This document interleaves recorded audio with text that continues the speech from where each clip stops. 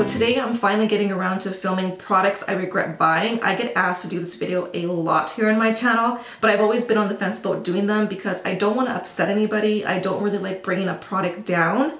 But hey, not every product is going to work for everybody. So these are the products that did not work out for me. I'm not saying they're not going to work out for you because I know for a fact that some of these products have worked out for a lot of my friends or just people that I watch. So these are just my thoughts and my opinions, so don't take it the wrong way, you guys. So if you are new to my channel, welcome. My name is Lisa. I hope that you guys subscribe and join the family, and let's just jump right into this video because I have a lot to talk about. Product, I'm just gonna get out of the way now because it's not available anymore. It's the Gwen Stefani blush palette. Now I know this went on sale on the Sephora website for like half price, but if you are any darker than I am or my skin tone, just pass altogether and just save your money. These colors just did not show up on me, but even when I swatched them, they kind of swatched kind of patchy. And when I put them on, I wasn't wowed. And there was only 2 shades in this whole palette that actually showed up on my skin tone. So yeah, if you're any darker than me, definitely pass on this palette. But I mean, Gwen Stefani, she's pale, so all these colors are going to show up on her, so I can see why she created these shades, but these shades just were a no-go for me. And I was really disappointed in the quality because I love the single blushes by Urban Decay, which, by the way, nobody talks about those, and I'm going to be doing a video about products that people don't talk about either. But yeah, this was just a big disappointment for me. Moving on to some eyeshadow palettes. I do have quite a few to share in this video, so I do apologize, but this one is also by Urban Decay. It's the Naked Smoked palette. Now this was more of an impulse buy for me because I knew I didn't need it, but I had 1, 2, and 3, so I figured why not complete the collection. I'm sure there's a few of you that do that as well too, but this is one of my favorite packaging out of all of the 3 Nakeds. It's really pretty. Now the colors, I mean, I should have known better because I really don't do a lot of like smoky eyes or like use a lot of dark colors on my eyes. So, I mean, I'm not saying this is a bad palette because I actually think these eyeshadows they're really good quality. It's just that I don't reach for shades like this, and they're a little bit on the cool side for me, which again, I don't really reach for a lot of cool toned eyeshadows. So yes, a nice palette, but it's just a palette that I don't reach for, and it was just an impulse buy for me. Next is a palette by Pure. Now this was getting a lot of hype when it first came out as well, so I was really excited to try it, although I didn't really need it. So again, it was kind of that impulse buy for me because the shades in here are pretty much the same as the Urban Decay Naked 3. So pretty colors. I'm not a fan of this plastic packaging, and I don't like that the mirror doesn't go all the way down, and that's just being extremely picky. But here are the shades, and yeah, I mean, they swatch really nice. They're really buttery and they're pigmented. I'll swatch a few of them for you. But as soon as I did any eye look with this palette, the shadows just kind of blended together, and it really didn't wow me at all. So here are the shades. If you have the Naked 3, I would just stick with the Naked 3, but I mean, I know a lot of people that really like this product, and the shadows are really, really nice. Like I said, soft and buttery and pigmented, but for me, when I put them on the eyes, it just wasn't there. So this was, again, more of an impulse buy for me. 2 eyeshadow palettes from the drugstore that I regret buying. The first one is by Hard Candy, and this is in Birthday Suits. I really just wanted to find some good quality matte eyeshadows, and I figured I would just give this one a try since this is an all matte eyeshadow palette. So here are the colors right there. Nothing really special. Like, I pretty much have all these shades in other palettes that I have in my collection, so I really didn't need this. But these are just so chalky, and they swatch really patchy, and they do the exact same thing on the eyes. So a lot of these colors in here are just like a hit and miss for me. They're either too chalky or they just don't show up. So there are the colors. So I would definitely just pass on this one. And the other one is by e.l.f. This is the Prism eyeshadow palette. Superstore just started carrying e.l.f. and when I seen it, I got really excited because this was getting a lot of hype, and especially for the price, it's so affordable. I even watched a few tutorials here on YouTube. So, you know, I was like, yes, like I want to try it. And the colors are so beautiful. I love like anything gold or rose gold. but immediately when I swatched them, I was not wowed. Like the pigmentation just wasn't there for me. I really have to like dig my hand in here. I don't know if I got a bad one, but here are the colors, like gorgeous, gorgeous colors. But even on the eyes, they didn't have that like metallic kind of shimmery, well, these don't have shimmer to them, but that metallic shine that you see in the pan, I didn't get that on the eyes at all, and they did not last. So this was a disappointment for me, and I regret buying it. Moving on to some higher end products. Now, I don't want to upset anybody with this next one because I know a lot of people really love it, and his eyeshadows get a lot of hype here on YouTube. Now keep in mind, this is the only one that I own out of his collection, and I have watched other reviews on his palettes and people do like the other ones. But this is the Tom Ford eyeshadow palette in Cognac Sable.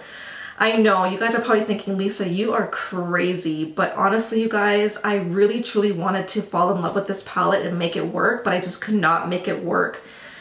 It just didn't wow me, and for the price, to me, it just was not worth it. I really wanted it for this shade right here. I was most excited about that one, although it swatches really nice, but it just, on the eyes, honestly, it just didn't really do anything for me. And these shades right here, the pigmentation on these, it just, they don't swatch good for me. I don't know if I got a bad one, but they're not as soft and buttery as other people say that they are.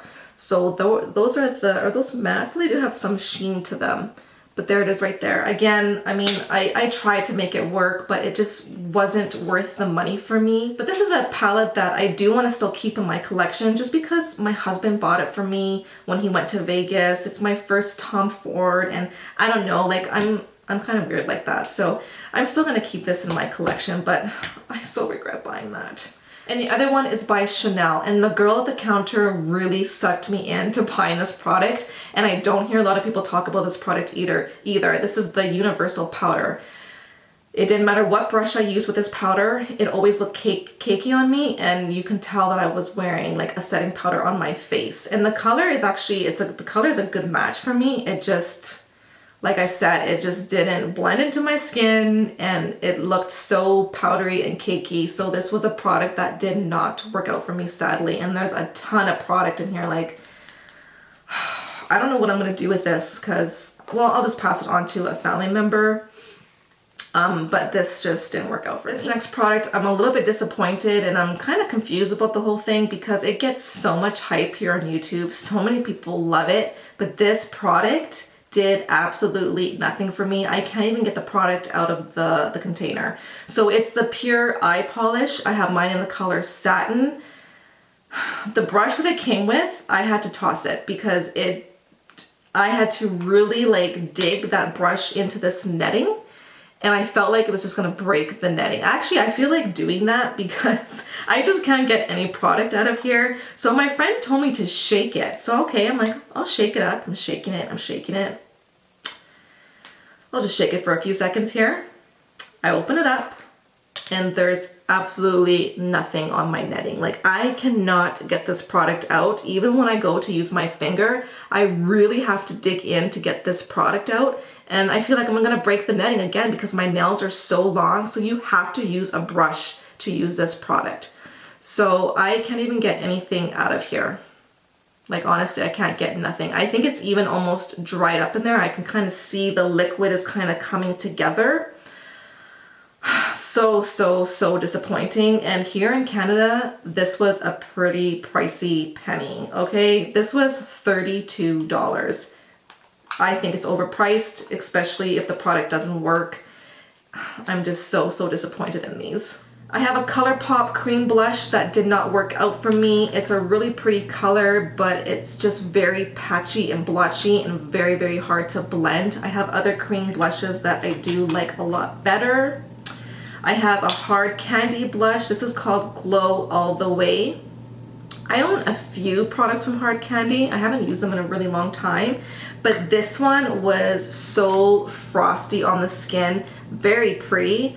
I like how it's got that ombre effect to it, but this was just way too shimmery for me, and it really showed off my pores. So This did not work out. I have two blushes, Warm Soul by MAC and Rose Champagne by Wet n Wild. I do like both formulas, but the colors in general just did not show up on my skin tone. And if you don't own Warm Soul, I would just save your money and go get Rose Champagne by Wet n Wild, because the color to me is pretty much an exact dupe.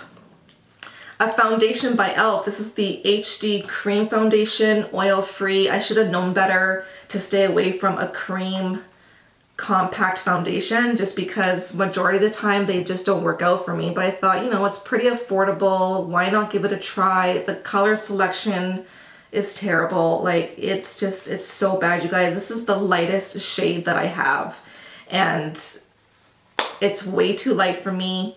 If I went with the medium shade, then it was way too dark, and there's only 3 or 4 colors. This looked extremely, extremely cakey on me and went into all my fine lines and pores. So this was a regret for sure.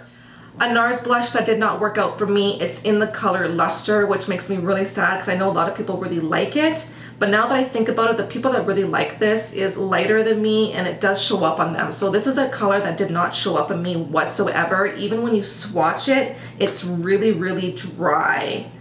So it's so dry that I really have to dig in, do you see that? For the color to even show up on my finger. And when I apply it to the back of my hand, there's just absolutely nothing there. So you can't even see the color. So I have been using this as a blush topper just to kind of give a little bit of a glow to my skin. But other than that, it doesn't do anything for me. And the last product to share with you is a brand that I truly love overall, but this product did not work out for me, and it's the Kat Von D Studded Kiss lipsticks. I love her packaging, and she comes out with some of the most unique shades, which is part of the reason why I bought these, not so much for the formula, but the formula for me is just super, super drying, like so dry to the point where my lips just peel off. So I have Lovecraft, Wolf's Mouth, and Noble, and I just never wear them anymore.